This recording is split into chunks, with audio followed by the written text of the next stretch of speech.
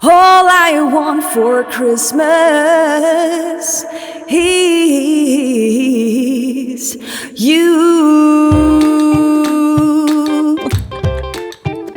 Merry Christmas! Merry Christmas and welcome back to the Tea on Recruiting, where we share insightful and thought-provoking content that can help you shape your recruiting career.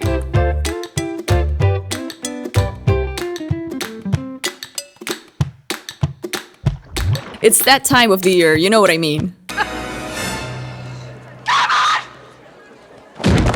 Nope, that's not what I meant. Have you been naughty or have you been nice? Let's check, shall we? Oh yeah, you've behaved. Congratulations. That's wonderful. You're lucky you're nice because karma takes care of the naughty ones, and karma is a notoriously terrible babysitter. This episode is gonna be slightly different, so bear with me. I hope you'll like it. But before we check out the content that I've cherry-picked for today, I'm gonna jump on the emotional Christmas train. I just wanted to say I am really proud of you. I keep on bashing at you and pointing at every single possible recruiting mistake you make, but that does not mean that I don't see the good things you do. I see all of your effort and I'm very proud, so keep your chin up and keep up the good work, okay? Now, let's check out our first piece of content for today. We watched a TED Talk and we found it beautiful and important. In it, Regina Hartley explains why the best hire might not always have the best resume. Yep, you got that right. As mentioned in projectinclude.org, what truly matters is the distance traveled by your candidate. In fact, whereas an odd resume might signal inconsistency, lack of focus, or unpredictability, it can also signal a committed struggle against obstacles. Regina calls these candidates scrappers. She does it more with affection than with a judgmental tone. In fact, see, she was a scrapper herself. Early hardships can lead to what is called post-traumatic growth. See, when people have to face almost insurmountable obstacles, sometimes they develop something similar to a superpower. Many great leaders are who they are not in spite, but because of adversity. So if you face two candidates, both of them are qualified, and one of them clearly had it tougher than the other one, give the scrapper a chance. Making a bet on an underdog can be highly rewarding, and I am sure that it would be an action that's well aligned with your business's commitment to diversity and inclusion. So now on to our second piece of content. It's been a tough year, everyone. And so I thought, why don't I draft a list of advice that can help you unwind during your Christmas holidays and adopt more sustainable habits? So kick those shoes off, loosen that tie if for some bizarre reason you're wearing one, and pour yourself that glass of mulled wine. Unless it's morning, then I might opt for hot cocoa, but hey, I'm not there to stop you. And listen, these are the pointers I'm gonna share with you today. First things first.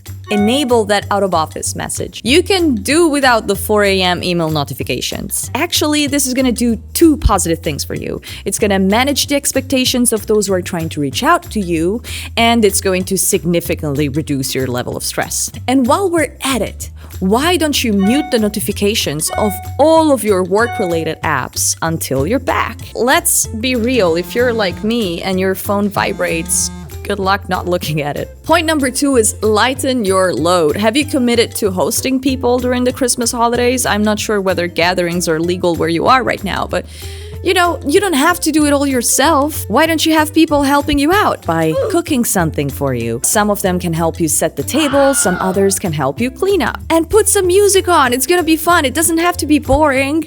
Look, this could be you. Pointer number 3 is don't set an alarm. I'm a huge fan of routine. It's great for your mental health, but at the same time, you know, it happens sometimes during the holidays that you have to take time to let your body recharge. Point number 4, enjoy your breakfast. Why don't you make something nutritious and delicious and take time for yourself? There has never been a sadness that can't be cured by breakfast food. My morning routine, I shower, I get dressed, I make myself the best oatmeal in the world, I read a page of the Daily Stoic, and I journal. That's it. I do it every day. And it's awesome. It gives me the perfect level of relaxation for me to maximize my focus throughout the day. Obviously, that's really beneficial for work as well. Pointer number 5. Get out of your house and get some exercise in. If possible, get back to nature. That's just so good for you. So, learn how to make time for yourself and do it every day. Pointer number 6 is elevate yourself. Your soul needs food too. Pick up an old hobby. Pick up a book. Why not? Give these days meaning. If you have the energy and the time, maybe you can give back to people you love as well, or to strangers too. Volunteering. It doesn't have to be extreme. Sometimes even just making a phone call or sending a text message to someone who's lonely can truly make their day, and it can end up making yours too. Point number 7 is make time for your loved ones, whether in person or remotely. Whatever it is that you do with your loved ones, make sure to be intentional, be in the present moment, put that phone down. 8. Change it up. Did I just say I love a great routine? Yes, but monotony and boredom are enemies that should be fought at all costs. You can explore different activities, different places. You can try baking that vegan chocolate cake you've been thinking about. Pointer number 9. This is really important. Don't forget to enjoy yourself and be mindful. And now, last minute elf deeds! Christmas is in just a couple of days, but you haven't still figured out what to give to your dearest colleagues as a gift. Don't worry, I got you. Here are some ideas. Spoiler alert, they're all books. We will leave links in the box below if you want to purchase them. Evidence-Based Recruiting by Ada Tarki. The Savage Truth by Greg Savage. Confessions from Your Token Black Colleague by Tally Lavery. How to Be an Inclusive Leader by Jennifer Brown. Unleashed by Frances Fry. And Be Different by Stan Silverman. I've had the privilege of interviewing all these authors, and I'm gonna link to the webinars we did with them below. For now, let's just say that I've read every single book in the list, and all of them are worth their weight in gold. The first 2 are going to be particularly interesting for recruiters like you. The second 2 are probably more interesting for HR professionals, but truly I think that anyone could benefit from reading them. And the last 2 are books on leadership. They're all insightful and pleasurable reads. So if you're not going to be buying books for anyone else, you might as well be greedy and buy yourself one of these. On to the Candy Crash.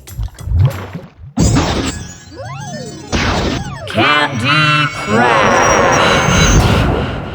As you know very well, the more barbaric your treatment of candidates, the more demonic their reviews on your Glassdoor page. Let's look at the nasty review of the day. Shout out to a company we won't name, and to you, you know who you are. Congratulations.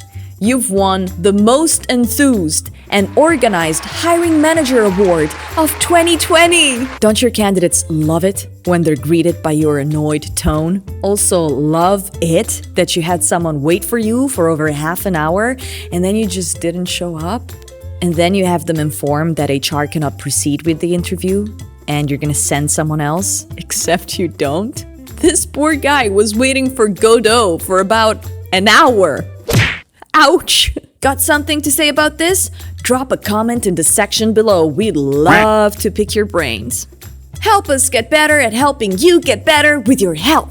You can get access to these episodes 48 hours before anyone else just by subscribing to our newsletter. You're going to be finding it linked below or at start.com/newsletter. Thank you for watching The Team Recruiting. It's been a pleasure to host you once more.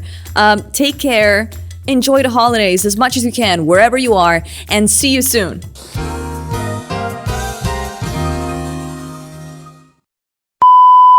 Last Christmas, I gave you my heart, but the very next day, you gave it away. This year, to save me from tears, I'll give it to someone special.